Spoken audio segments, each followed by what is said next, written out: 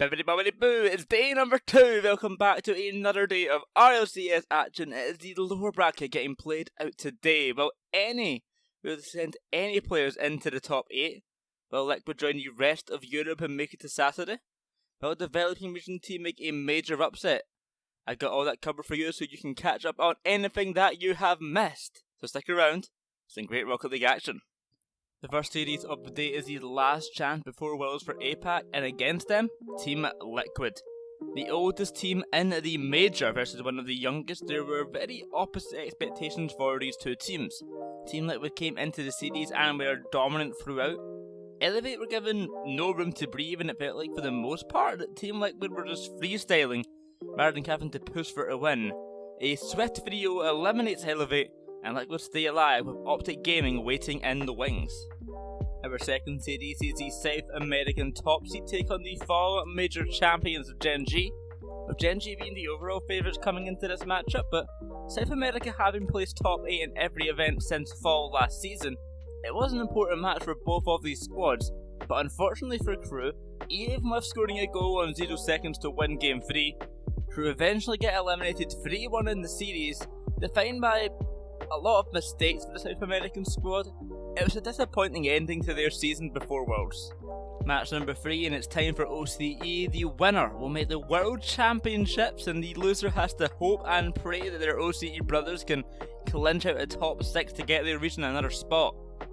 A matchup while in recent times it went the way of Ground Zero, this time around it was Power, with a mix of Fever having an incredible series and the expertise and experience brought by Torsos as well as Amphis staying so consistent for so long.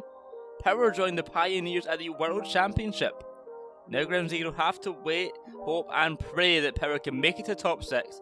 A sad end for Fiber being the first player to score 0 goals in an RLCS LAN since Season 8.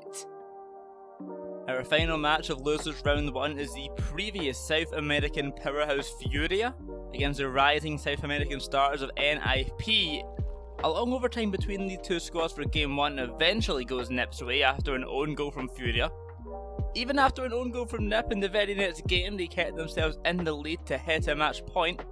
An attempt at the reverse sweep from Furia is shut down as Nip close the series out in Game 4 and have a pop-off of a lifetime, finally taking down this Furia squad. Ninjas in pajamas do what no one thought they could!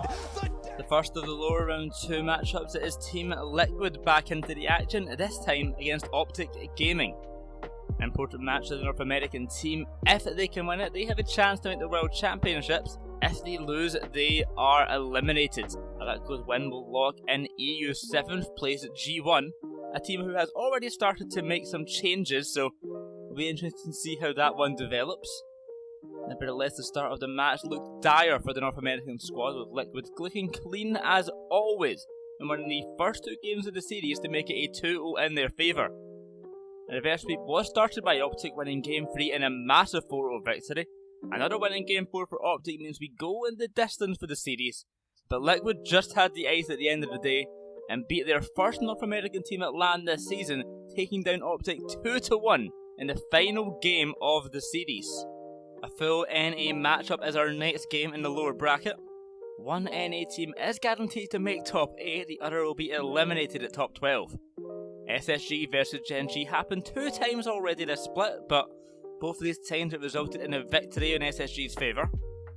This time around we were granted an incredibly close series, especially in that middle kind of half. Gen G took Game 1, but SSG bounced back well, winning Games 2 and 3 consecutively. Unfortunately for SSG, it was not enough to close out the series, and after an overtime win in Game 4 and a decisive win in Game 5, Gen G move on to the top 8, meaning that in the top 8 there will only be one player raiding from the home country of this LAN, the United States of America, with Chronic being the sole representative. Another matchup between the developing regions, this time it is Power taking on Rule 1. The Oceanic team have already secured their spot in the World Championship. They're just looking to go as far as they can. Both of these teams have the possibility of bringing one of their region's next best to Worlds with a good enough placement. If Power plays top 6, then OCE will get the extra spot, but if Rule 1 gets top 4, then it will be MENA with that extra World Championship slot. The series started off and Power were really proving New City doubters wrong. 1-0 in both Game 1 and 2 meant only one more game is needed to take down this MENA powerhouse. What followed was a massive win for Rule 1 in Game 3, a close Game 4, and a Game 5 which we will not talk about. But in the end, Rule 1 took the victory and eliminated Power.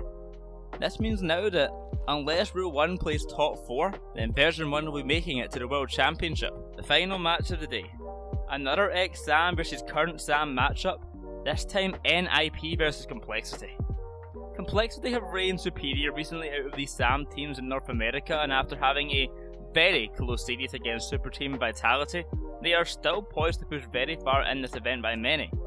NIP were feeling great after taking down Furia, but as the series began, it was Complexity who looked on top form, dominant in both games 1 and 2.